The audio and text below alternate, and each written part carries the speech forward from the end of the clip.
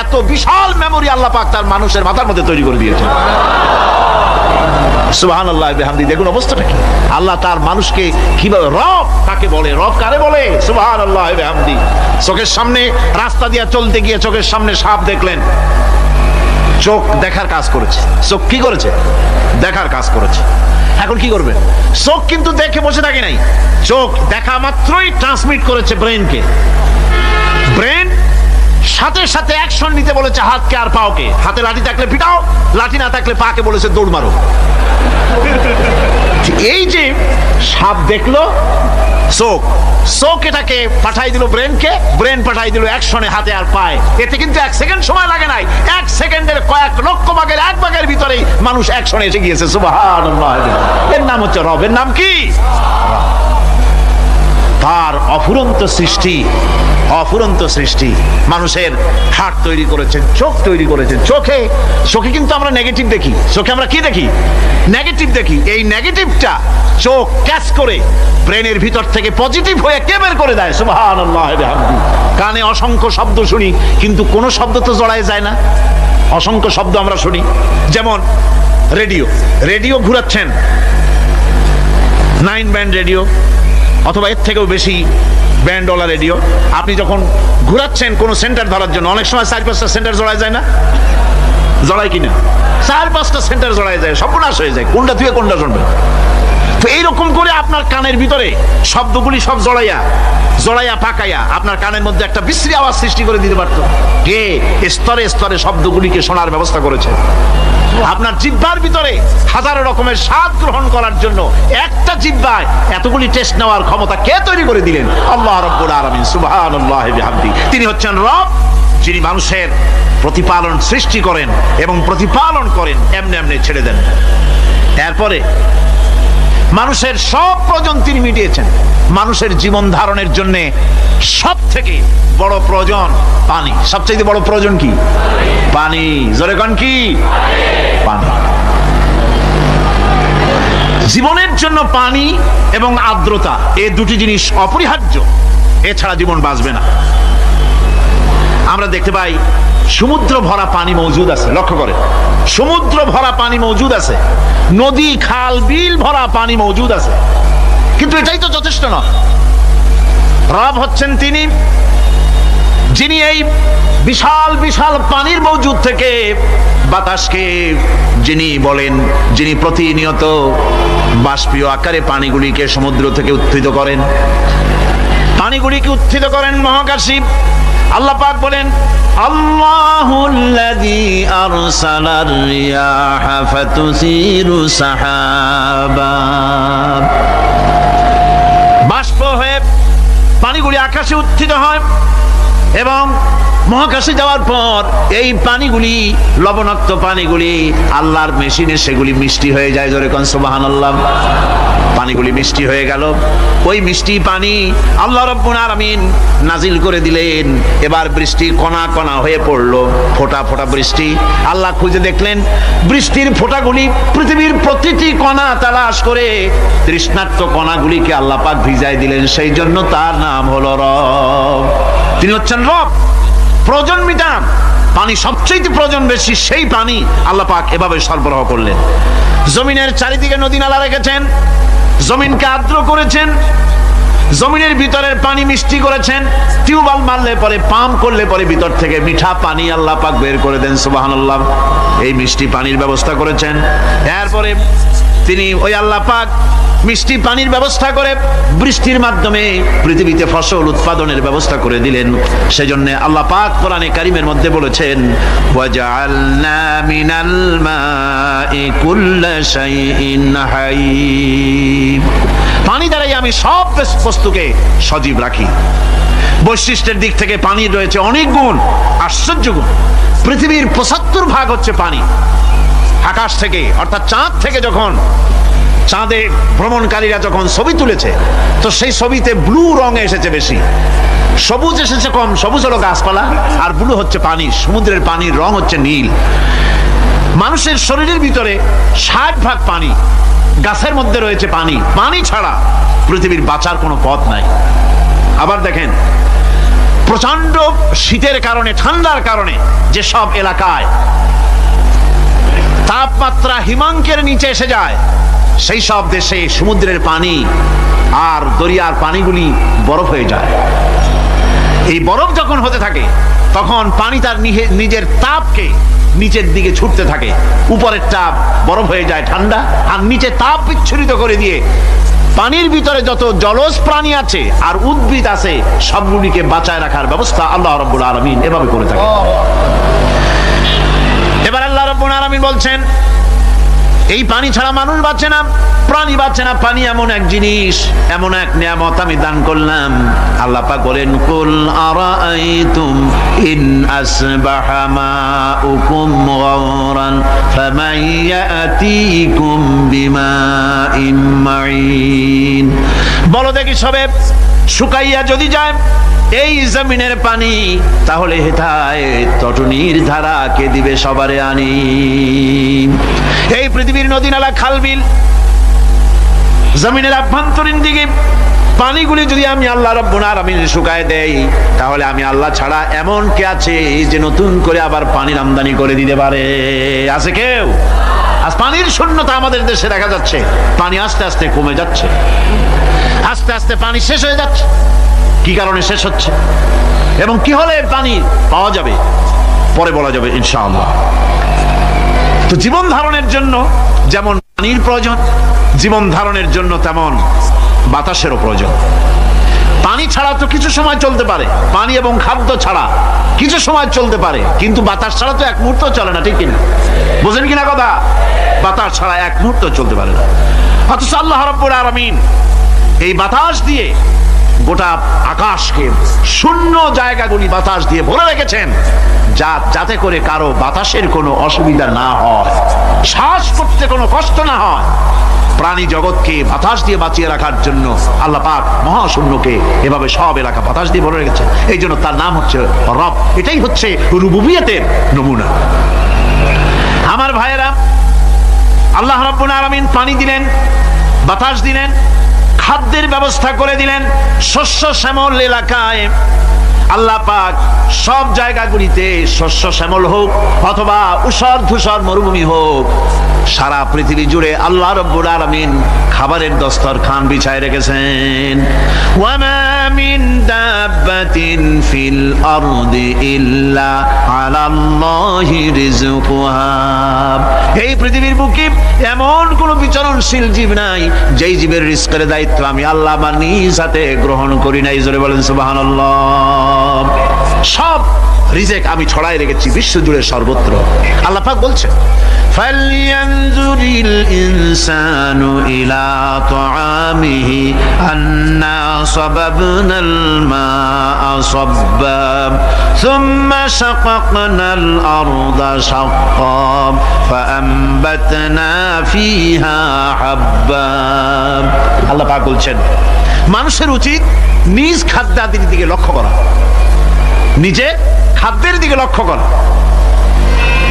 যেহেতু এই খাদ্য প্রতিদিন তার সামনে আসে, এদিকে তার লক্ষ্য করা উচিত। আমি কিভাবে, আমি প্রথমে জমিনের উপরে পানি বর্ষণ করি, পরে জমিনকে দীর্ণ বিদীর্ণ করি, এরপরে জমিনের ভিতরে উর্বরা শক্তি আমি দান করি। কে বলতেছেন কথা? আল্লাহ পাক বলছেন। এরপরে আমি নানান জাতের ফসল ফলন তোমাদের জন্য আমি দান করে দেই। খাদ্যের দিকে নজর করতে এই জন্য আল্লাহ পাক বলেছেন, মানুষ চতুর্দিক থেকে তো চোখ ফিরাতে পারে, মুখ ফিরাতে পারে, কিন্তু খাদ্যের দিকে তার নজর করতেই হয়। সকালে, দুপুরে, বিকালে, রাত্রে সব সময় তার সামনে খাবার আছে। আল্লাহ পাক বলেন, খাবারের দিকে একটু নজর করো, কেমন ভাবে কি সুন্দর করে খাবারগুলি তৈরি করে দিয়েছি, শুরু কিভাবে হলো, পরিপক্ক কিভাবে হলো, সেদিকে তোমরা লক্ষ্য করো। সে লক্ষ্য তো করা নাই, সমানে খায়, বিসমিল্লাহ বলেন, আলহামদুলিল্লাহ বলেন, পাইকারি দরে খাইতেই থাকে। আল্লাহ পাক বলছেন, খাদ্যাদির দিকে লক্ষ্য করো। এই যে চাউল তোমরা খাচ্ছ, আটা খাচ্ছ, গম খাচ্ছ, মাছ খাচ্ছ, গোশ খাচ্ছ, তামাম পৃথিবীর সমস্ত বিজ্ঞানীরা একত্রিত হয়ে একটা চাউল বানাইতে পারবে? জোরে কোন পারবে? না পারবে। পারবে প্লাস্টিকের চাউল, আর কলেরা হয়ে মরবে। পৃথিবীর সমস্ত বিজ্ঞানীরা একত্রিত চাউল বানাতে পারবে না, একটা ডিম বানাতে পারবে না। পারবে একটা বানাতে? পারবে না।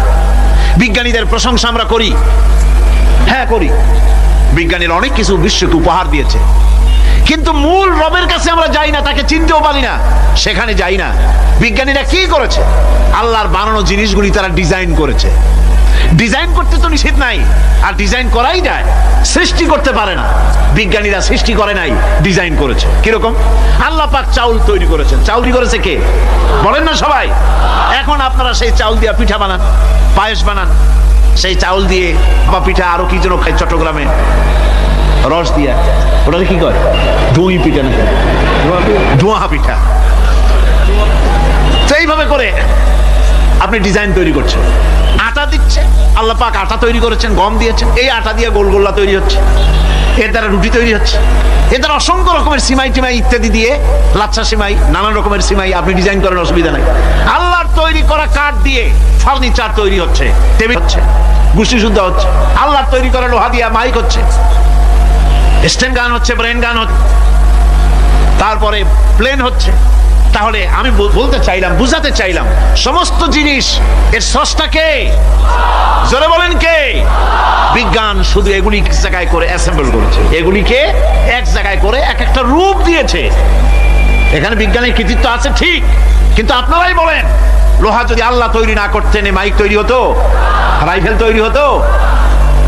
আর রাইফেল যদি নাই হতো, তাহলে কারাগারের বন্দীগুলো মারতেন কি দিয়া? রাইফেল যদি না হতো, যুদ্ধ করতেন কি দিয়ে?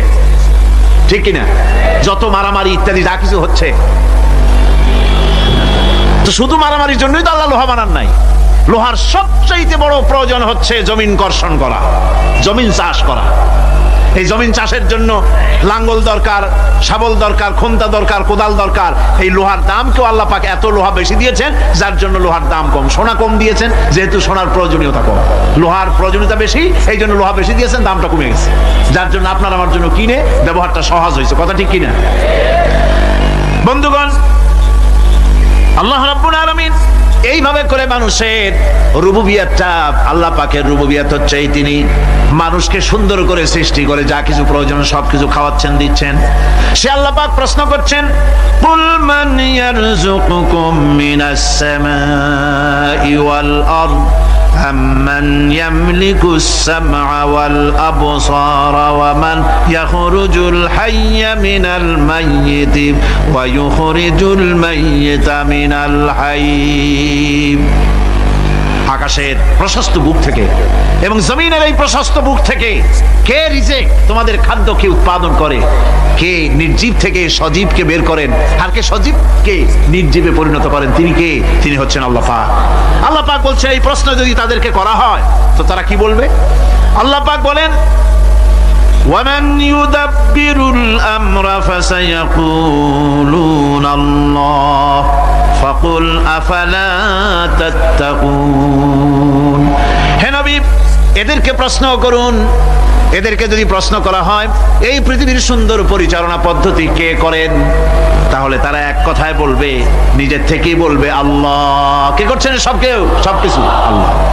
আল্লাহ পাক বলেন, নবী তাহলে তাদেরকে বলেন, এ কথা জানার পর, এ কথা বোঝার পরেও কেন তারা ঔদাসীন্যতা দেখাচ্ছে, কেন তারা গাফিল হয়ে যাচ্ছে, কেন তারা আল্লাহ পাককে ভয় করে তার পথের অনুসারী হচ্ছে না? যে আল্লাহ রাব্বুল আলামিন এত কিছু করছেন, তিনি তার পরিচয় সম্পর্কে বলে দিচ্ছেন, ফাযালিকুমুল্লাহু রাব্বুকুমুল হক ফামাযা বা'দাল হক ইল্লাদ দালাল। নিশ্চয়ই এসবের মূলে রয়েছেন তোমাদের রব, আমাদের আল্লাহ, আমাদের রব। সুতরাং উজ্জ্বল সত্য প্রকাশিত হওয়ার পর গোমরাহি ছাড়া আর কিছুই বাকি থাকে না। সুতরাং যারা সত্যের পথের অনুসরণ করতে চায়, রবকে চিনতে হবে, আল্লাহ পাককে জানতে হবে এবং তাকে অনুসরণ করতে হবে, তাকে রব হিসাবে চিনতে হবে।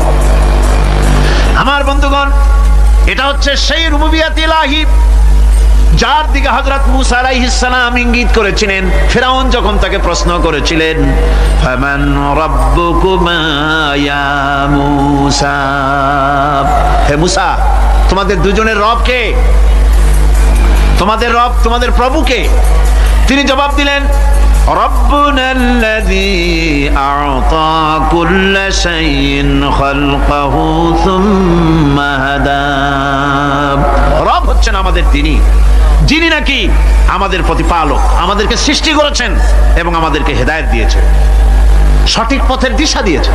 এখানে হেদায়েত হচ্ছে, এখানে হেদায়েত শব্দের অর্থ হচ্ছে সৃষ্টি শুধু করেন নাই, তাকে চলা, তার খাদ্য অনুসন্ধানের, তাকে বেঁচে থাকার সবকিছুর উপকরণ, এ কমন সেন্স, এ সাধারণ জ্ঞান আল্লাহ পাক তার সাথে দিয়েছেন। তিনি হচ্ছে রব। আচ্ছা, একটা দৃষ্টান্ত দেই। এই হেদায়েতটা কি? এই হেদায়েতটা হচ্ছে আপনাদের বাড়িতে যদি কারো বিড়াল থাকে, বিড়াল, বিড়াল বোঝেন তো না? কি বলে এটা? বিড়াল, বিলাই নাকি বলে? বিড়াল। এই বিড়াল যদি আপনাদের কারো বাড়িতে থাকে, তো বিড়ালের প্রসবকালীন অবস্থা দেখবেন, বিড়ালের প্রসব হবে, বাচ্চা দেবে।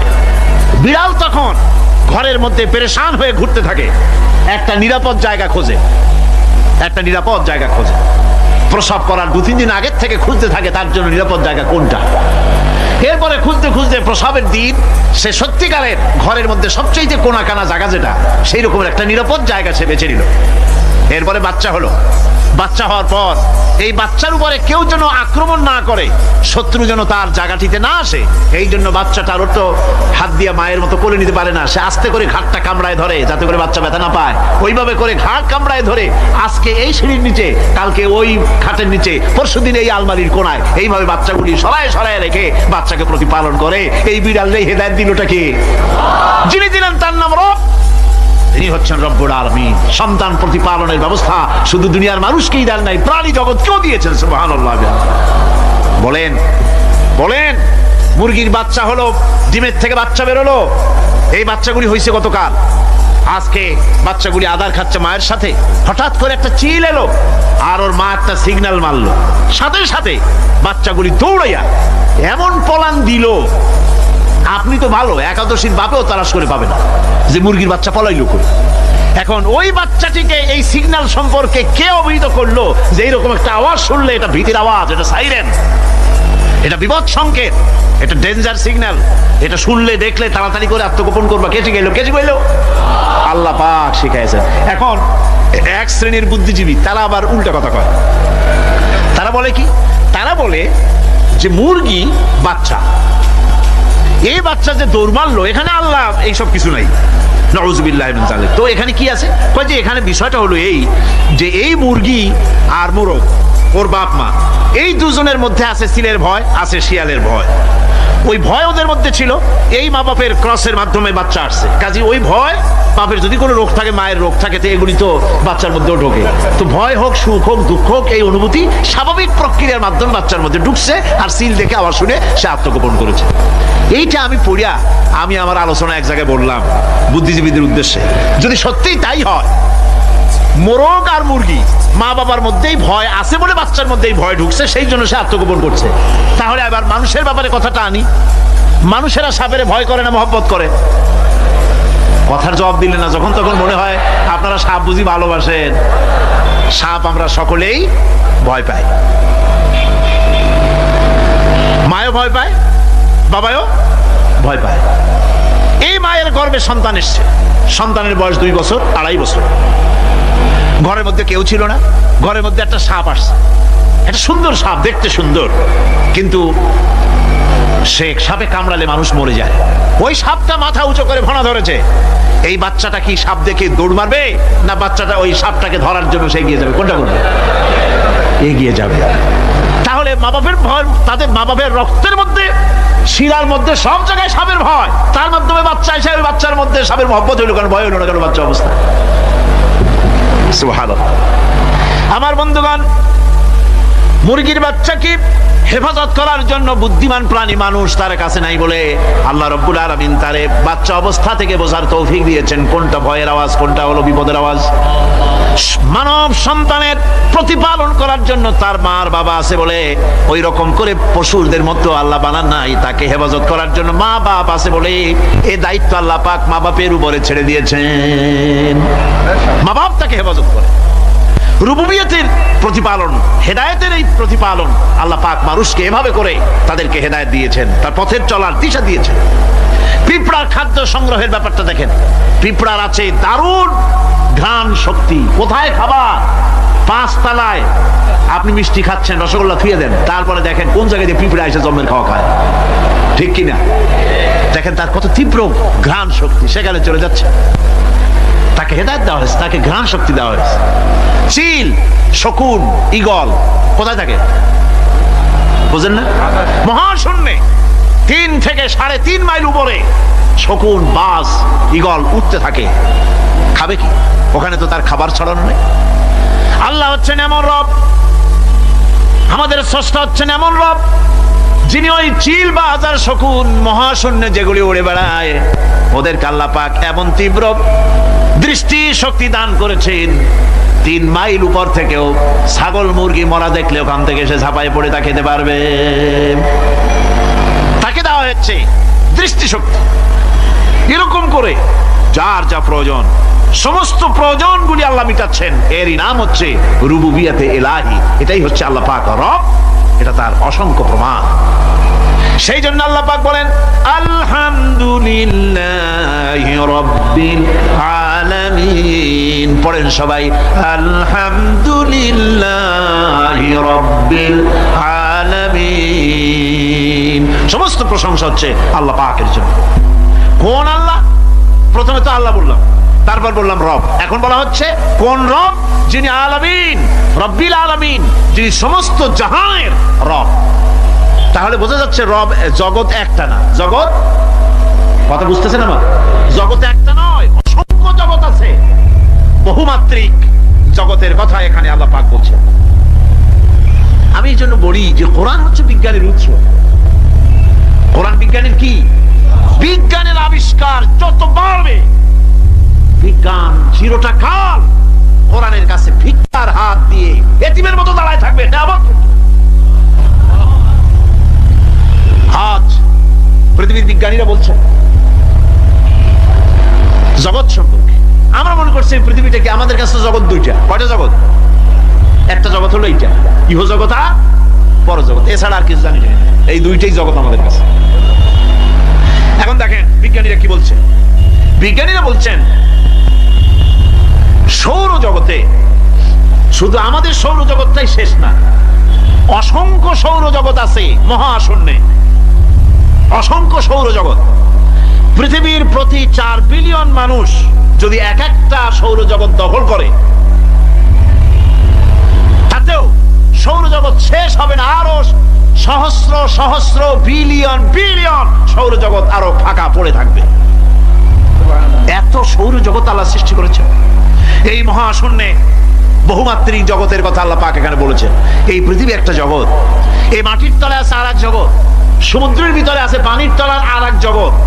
আর মহাশূন্য যে কি তা আপনার মাথায় শূন্য হয়ে যাবে চিন্তা করতে করতে।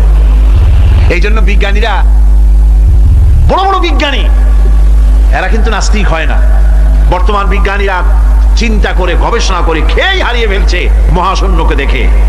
যেখানে আছে গ্যালাক্সি, যেখানে আছে মিল্কি ওয়ে, যেখানে রয়েছে অসংখ্য তারকা, এই পৃথিবীটা মহাশূন্য আল্লাহ যেভাবে তৈরি করেছেন, সেই তুলনায় এই পৃথিবী একটা মার্বেলের চাইতে খুব বেশি একটা বড় কিছু হয় বলে মনে হয় না। পৃথিবী যদি হয় একটা মার্বেলের মতো, তাহলে আমরা যে মানুষ, আমাদের অস্তিত্ব কোথায় চিন্তা করেন। এবার মহাশূন্যে চলেন। মহাশূন্য সে কি বিশাল মহাশূন্য। একটা তারকা থেকে আর একটা তারকায় যদি যেতে হয়, তাহলে সহস্র সহস্র বিলিয়ন বছরের দরকার হবে। কি বছর? এই দুনিয়ার বছর না, আলোকবর্ষ, লাইট ইয়ার। আলো চলে প্রতি সেকেন্ডে কত? 1,86,000 মাইল। এই 1,86,000 মাইলের সেকেন্ড, এর মিনিট, এর ঘন্টা, এর দিন, এর মাস, এর বছর, এই আলোকবর্ষ। সহস্র সহস্র আলোকবর্ষ পার হয়ে যাবে এক তারকা থেকে আর এক তারকায় পৌঁছানো সুকঠিন। এ ধরনের অসংখ্য তারকা আল্লাহ পাক তৈরি করে রেখেছেন। সূর্য হচ্ছে পৃথিবীর চাইতে 13 লক্ষ গুণ বড়। এরকম সূর্য বিজ্ঞানীরা এখন বলছে, আগে বলতো 1 কোটি সূর্যের চাইতে বড় তারকা, এখন বলতেছে এই রকমের পৃথিবীর চাইতে 13 লক্ষ গুণ বড় সূর্য, এরকম 3 কোটি সূর্য খাইয়ে ফেলাইতে পারে। এরকম সহস্র সহস্র তারকা এক একটা গ্যালাক্সির ভিতরে আল্লাহ পাক তৈরি করে রেখেছেন। এখন মনে হচ্ছে যে এই তারকাগুলি বড়, না, এই তারকাগুলি চাইতো আবার বড় জিনিস আছে। সেগুলি কি? সেটাকে বলা হয় ব্ল্যাক হোল। সেটাকে বলা হয় ব্ল্যাক হোল, অন্ধকার কূপ। ব্ল্যাক হোল আবার ম্যান হোল বুঝবেন না, কিন্তু ম্যান হোলের ঢাকনা চুরি হয় যেমন। তবে একটা দৃষ্টান্ত আপনি বুঝতে পারেন, রাস্তায় রাস্তায় যেমন অসংখ্য ম্যান হোল আছে, ওই রকম করে মহাশূন্য অসংখ্য ব্ল্যাক হোল আছে, একটা দুইটা না, অসংখ্য। এই ব্ল্যাক হোল আবার দেখা যায়, অদৃশ্য ব্ল্যাক হোল। এই ব্ল্যাক হোলগুলো কি? এগুলি কোরআনে কারীমের মধ্যে আল্লাহ পাক বলেছেন, ফালা উকসিমু বিমাওয়াকিন নুজুম, ফালা উকসিমু বিমাওয়াকিন নুজুম, শপথ সেই পতনে যেখানে নক্ষত্র সমূহ ধ্বংস হয়ে যায়, ধ্বংসপ্রাপ্ত হয়, কসম সেই স্থান সময়ের। সুবহানাল্লাহ। এই অন্ধকার কূপের, এই অন্ধকূপের কসম করছেন আল্লাহ পাক। সেই অন্ধকূপটা কি? সেই ব্ল্যাক হোলটা কি? সেই ব্ল্যাক হোল হচ্ছে ওই যে তারকার কথা বললাম, যে সূর্য খাইতে পারে, 3 কোটি সূর্য খাইতে পারে, এই রকমের তারকাগুলি ঘুরতে ঘুরতে কোন এক কারণে যখন সে ব্ল্যাক হোলের রেঞ্জের মধ্যে এসে যায়, তখন ব্ল্যাক হোল ওকে এমন ভাবে চুষে হজম করে ফেলে যেমন বাচ্চা চকলেট চুষা খাইয়া ফেলায়, এইরকম ব্ল্যাক হোলগুলি অত বড় তারকাগুলি খাইয়া চুষা শেষ করে ফেলে দেয়। সুবহানাল্লাহ বিহামদিহি। বিজ্ঞানীরা বলেছেন, আমাদের এই পৃথিবীটা, আল্লাহ না করুন কখনো, আমাদের এই পৃথিবীটা যদি কোনো ব্ল্যাক হোলের আওতায় পড়ে, ওর রেঞ্জে আসে, তাহলে মাত্র 2 সেন্টিমিটারের মধ্যে পৃথিবীটা তার ঘনত্ব লাভ করে এর মধ্যে অদৃশ্য হয়ে যাবে, হারায় যাবে, অস্তিত্ব থাকবে না।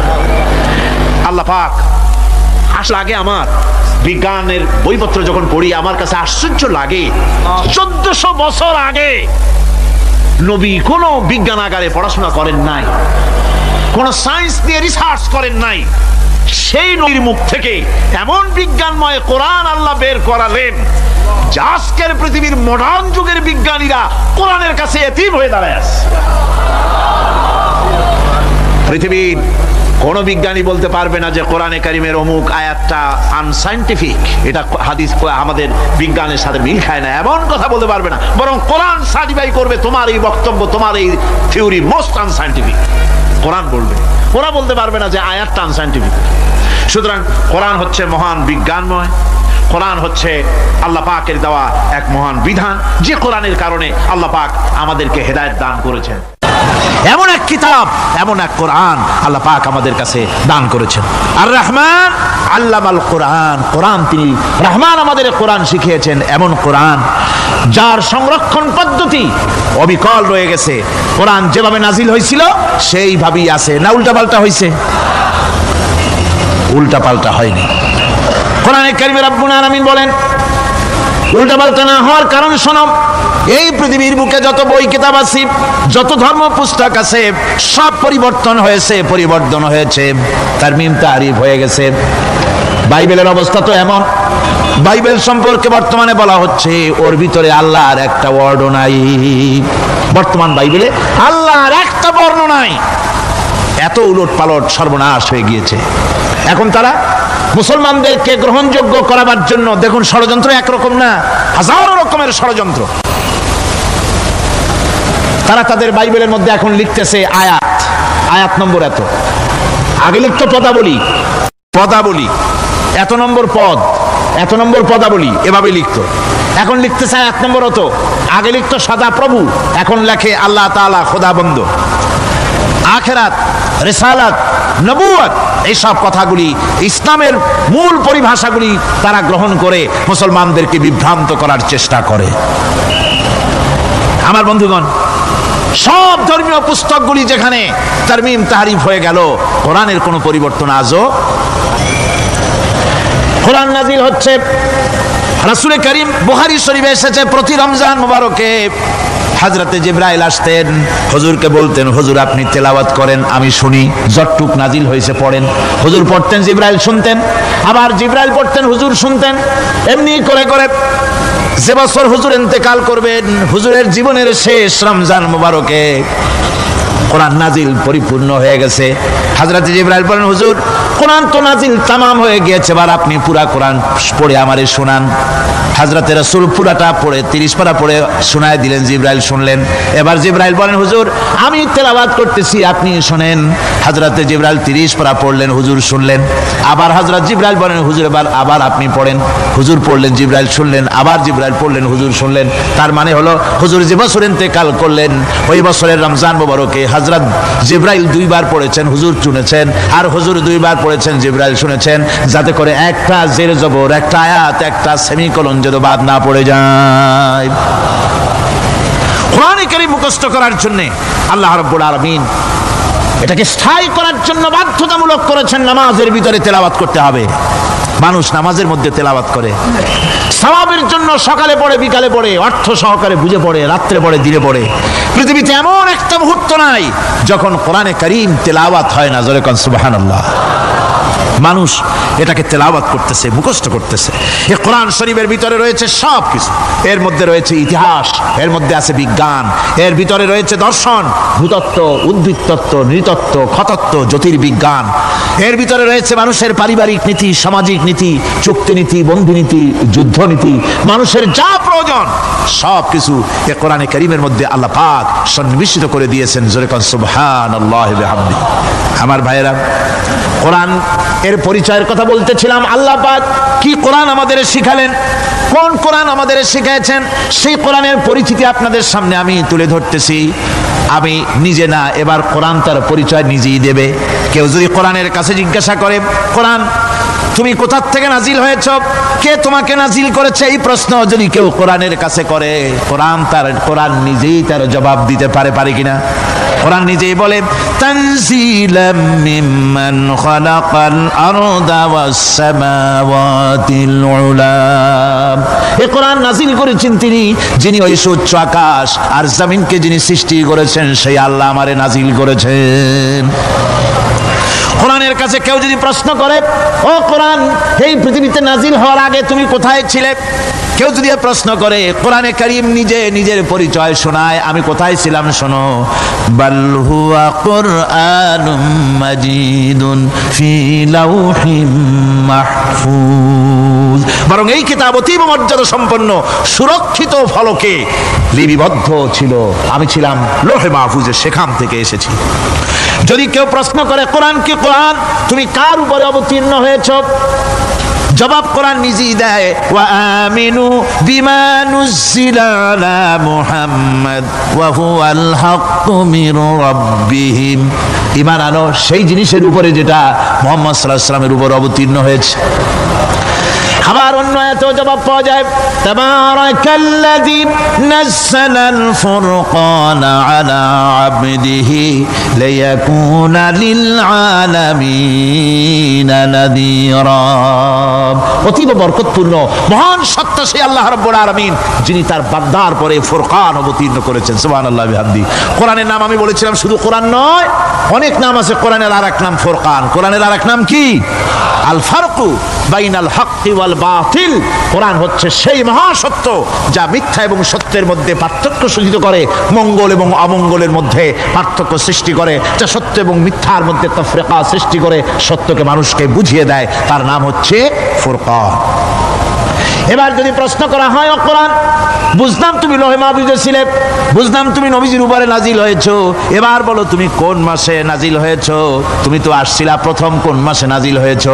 এ প্রশ্ন যদি কেউ করে, কোরআন তার জবাবে বলবে, শাহরু রমাদানাল্লাযী উনজিলা ফীহিল কুরআন। রমজানের পবিত্র মাসে আমি অবতীর্ণ হয়েছি। সুবহানাল্লাহ। যদি প্রশ্ন করা হয়, রমজানে তো আসছো, কিন্তু প্রথম নাজিল হয়েছিল কোন সময়? ওটা কি দিন ছিল না রাত ছিল? কোরআন তার জবাবে বলে, ইন্না আনজালনাহু ফি লাইলাতিল কদর। কদরের পবিত্র রাতে আমি এই পৃথিবীতে আমার আগমন ঘটেছিল।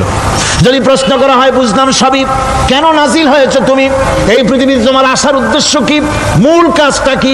এই প্রশ্ন যদি করা হয়, কোরআনে কারীম তার জবাবে বলে, শোনো কেন এসেছি। লিতুখরিজান নাসা মিনাজ যুলুমাতি ইলান নূর। আমার মিশন হচ্ছে গোটা বিশ্ব মানবতাকে পুঞ্জীভূত জমাট বাঁধা অন্ধকারের ভেতর থেকে টেনে বের করে আলোর সন্ধান দিতে, আলোর দিকে আনার জন্য আমি কোরআন নাজিল হয়েছি। গোটা পৃথিবীর মানুষ আছে অন্ধকারের ভিতরে। কিসের মধ্যে? অন্ধকার কি? অন্ধকার হচ্ছে পুঁজিবাদ, অন্ধকার সমাজতন্ত্র, অন্ধকার ধর্ম নিরপেক্ষতাবাদ, মতবাদ, অন্ধকার জাতীয়তাবাদ, মানুষের তৈরি করা যত মতবাদ সব কি? জোরে কোন, সবগুলি কি? অন্ধকার। আজকে আসার সময় দেখলাম দেওয়ালে লেখা, সমাজতন্ত্র আমরা প্রতিষ্ঠা করে ছাড়বো। চিন্তা করলাম যারা লিখছেন তারা কি পাগল না ছাগল? কি আশ্চর্য কথা! যেই মতবাদ পৃথিবীর মাটি থেকে যে দেশে জন্মগ্রহণ করেছে এই মতবাদ, সেই দেশের লোকেরা ঝাঁটা মেরে তাদের দেশ থেকে বিদায় করে দিল, তাদের কাছে কোদাল হাতি বিদায় করে দিল, ছিন্ন ভিন্ন করে জুতার তলে পিঠ শেষ করে দিল। তৈরি করা শত সহস্র বিলিয়ন ডলারের বইগুলি আগুন জ্বালিয়ে দিল। আর বাংলাদেশের কিছু ছাগল পাগল সমাজতন্ত্র এখন টিকায় রাখবো। এটা মাথা খারাপ, পাগল না মাথা গোল বুঝতে পারছি না। আমার বন্ধুগণ, এগুলি সব অন্ধকার। এই অন্ধকারের ভেতর থেকে মানুষগুলিকে টেনে আনবে কোরআন কিসের দিকে? আলোর দিকে। এবার যদি প্রশ্ন করা হয়, বুঝলাম তুমি অন্ধকার থেকে আলোর দিকে নিয়ে আসবে, আলোর দিকে আসলে পরে ফায়দাটা কি হবে? মূল ফায়দাটা বুঝায় দাও, আসল ফায়দা কি হবে তোমারে যদি মানি? কোরআন তার জবাব দেয়, নিজের পরিচয় নিজে তুলে ধরে, ফামান তাবিআ হুদায়া ফালা খাউফুন আলাইহিম ওয়ালা হুম ইয়াহজানুন। এই কোরআনকে যদি মেনে চলো, এই কোরআনের আইন যদি মানো, সমাজে মানো, ব্যক্তিতে মানো, পরিবারে মানে, রাষ্ট্রে মানো, জীবনের সব ক্ষেত্রে সমস্ত জায়গায় যদি এই কোরআনকে মেনে চলো, ফালা খাউফুন আলাইহিম, তাহলে তোমাদের কোনো ভয় থাকবে না, ওয়ালা হুম ইয়াহজানুন, কোনো চিন্তাও থাকবে না।